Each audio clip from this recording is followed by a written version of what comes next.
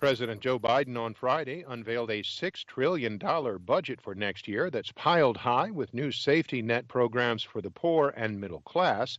We get more from AP's Mike Gracia. In an unusually timed rollout, the Friday afternoon before Memorial Day, the White House presented a $6 trillion budget for next year that would increase the debt held by U.S. taxpayers to the size of the economy. That's despite more than $3 trillion in proposed tax increases over the decade. The Biden budget includes new social programs like universal pre-kindergarten, large subsidies for child care, and guaranteed paid leave. There would be a 16% increase in spending on domestic cabinet agencies while limiting the increase on defense spending to 1.7%. To help offset spending, Biden would increase tax rates on corporations over the next 15 years to 28% and return the top personal income tax bracket to 39.6%. Mike Gracia, Washington. U.S. Senate Republicans on Friday blocked creation of an independent commission to investigate the deadly riot by Donald Trump supporters at the Capitol in Washington. AP's Sagar Magani reports. Trump had called the panel a Democrat trap and warned Republicans to stay away. 6 GOP senators voted with Democrats to create the panel, but not enough to overcome a Republican filibuster.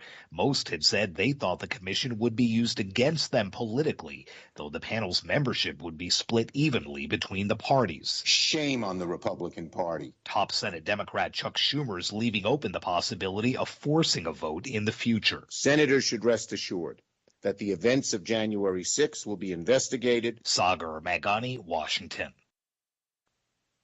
Russian President Vladimir Putin on Friday hosted his Belarusian counterpart, Alexander Lukashenko, for talks on closer union ties amid Belarus's bruising showdown with the EU over the forced diversion of a passenger jet to arrest a dissident journalist. In an emotional tirade in Sochi, the 66-year-old Belarusian leader bemoaned the EU sanctions against the Belarusian flag carrier Belavia, pointing at its role in carrying thousands and thousands of travelers from the EU and the United States who were stranded abroad at the start of the pandemic. Lukashenko has found himself increasingly isolated after flight controllers told the crew of a Ryanair plane to land in Minsk because there was a bomb threat against it. No bomb was found once the plane was on the ground, but 26-year-old journalist Ramen Pratasevich was arrested along with his Russian girlfriend. EU leaders denounced the action as a hijacking and piracy and responded by barring Belarusian carriers from the bloc's airspace and airports and advising European airlines to skirt Belarus. A top World Health Organization official on Friday criticized the fractious debate that has recently arisen between the United States and China regarding the ongoing search for the origins of the COVID-19 pandemic, saying the whole process had been poisoned by politics. Speaking in Geneva, WHO Emergencies Chief Dr. Michael Ryan said the claims in recent days over where the virus may have originated were largely without evidence and were hurting cooperation. All hypotheses for the origin of the virus remain on the table. Further studies are going to be needed across the board to further elucidate those origins. And we believe we can make more progress, especially with the support of our member states and the support of scientists working in a positive manner. Earlier this week, President Joe Biden asked U.S. intelligence agencies to explore the origins of the virus, including whether it might have come from a Wuhan, China lab. China hit back at the suggestion, accusing Biden of playing politics with the pandemic.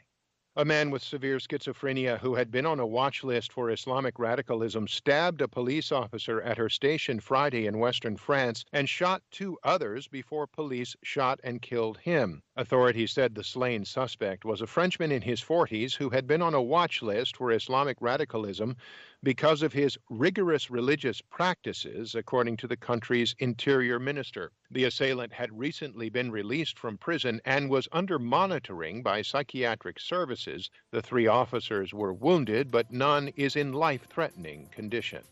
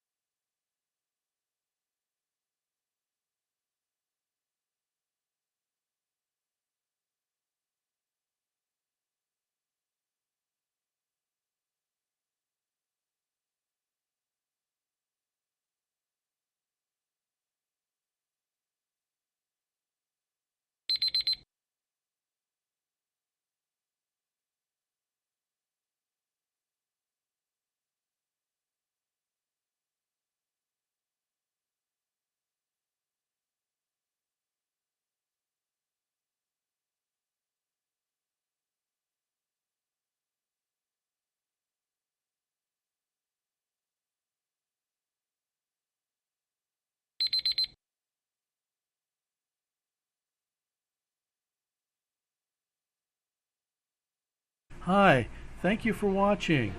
I hope the videos are useful for you. Please subscribe to my channel using the button below.